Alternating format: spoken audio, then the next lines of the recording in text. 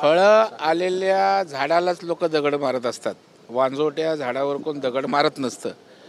आणि त्याच्यामुळे बँकेची प्रगती आपण पाहताय, टप्प्याटप्प्यानं आज त्या ठिकाणी आपण करतोय. आणि अशा वेळेला हितचिंतक जसे असतात तसे हितशत्रू प्रत्येक ठिकाणी असतात. परंतु मुंबईतल्या सहकार चळवळीतल्या कार्यकर्त्यांचा आमच्यावर विश्वास आहे, मुंबईतल्या सहकारी संस्थांचा आमच्यावर विश्वास आहे. आणि त्याच्यामुळे तीच आमची ताकद आहे. त्यांच्या भांडवलावर मुंबई बँकेचा डोलारा चालू असतो. त्याच्यामुळे अनेक संकटं आली, टीका टिप्पण्या झाल्या, परंतु मुंबई बँक भक्कमपणे मुंबईकरांसाठी काम करते.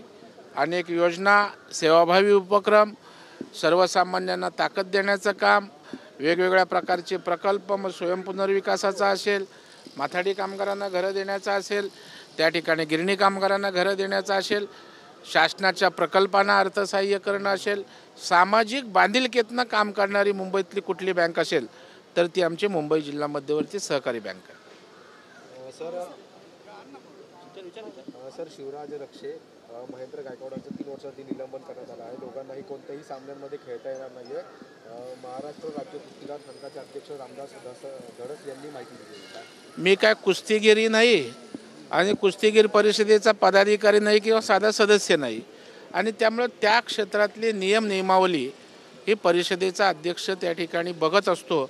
आणि मला वाटतं जे काही नियम त्यांच्या परिषदेचे असतील त्यानुसार ती कारवाई झाली असेल. कुठल्याही क्षेत्रामध्ये शिस्तीला महत्त्व आहे, नियमांना महत्त्व आहे. आणि लोकशाहीमध्ये नियमानुसार प्रत्येक इन्स्टिट्यूशन चालते, तसं त्यांनी केलं असणार.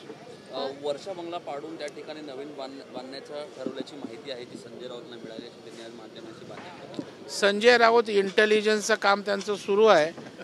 आता मला माहीत नाही त्यांना कुठनं माहिती मिळाली, परंतु असेल तर त्याच्यामध्ये काय आहे, ते काय कुठल्या भुयाराचा शोध लावायचा आहे की काय त्याच्यामध्ये आहे. एक आपली वर्ष आहे, ते जर चांगल्या पद्धतीनं विकसित होत असेल, महाराष्ट्राचा मुकुटमणी आहे, मुख्यमंत्र्यांचं निवासस्थान आहे, त्याच्यामुळे राणा भीमदेवी थाटात काहीतरी मोठा शोध लावला, अशा प्रकारच्या थाटात संजय राऊतांनी काही राहायचं कारण नाही. एका कार्यक्रमात नितेश राणे बोलले आहेत की हिरव्या सापांची वळवळ बंद झाली नाही तर एकेकाला पकडून आणणार नाही. मला वाटतं त्यामागची त्यांची भावना आहे. ज्या प्रवृत्ती या राष्ट्राच्या देशाच्या विरोधात असतात त्या प्रवृत्तींच्या विरोधात त्यांना म्हणायचं आहे.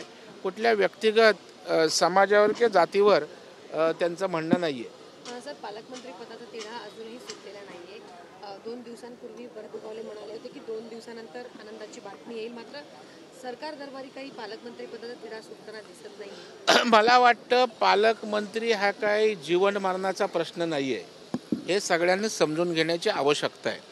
लोकांनी आम्हाला निवडून दिलं आहे जनतेच्या सेवेसाठी, महाराष्ट्राच्या विकासासाठी, त्यासाठी मॅन्डेट दिलं आहे. आम्हाला सरकार दिल्यावर आम्हाला काय मिळणार यापेक्षा महाराष्ट्राला काय मिळणार याची चिंता आणि ध्यास देऊन आम्ही त्या ठिकाणी काम केलं पाहिजे. मला वाटतं योग्य तो निर्णय देवेंद्र फडणवीस साहेब, अजितदादा आणि त्या ठिकाणी एकनाथरावजी शिंदे मिळून घेतील. मला वाटतं कार्यकर्त्यांनी किंवा लोकप्रतिनिधींनी आपण जाहीर वक्तव्य करून लोकांच्या मनातनं आणि महायुतीविषयी लोकांच्या मनात काही वाईट वाटेल अशा प्रकारचं वागू नये, असं माझं नम्र आवाहन आहे.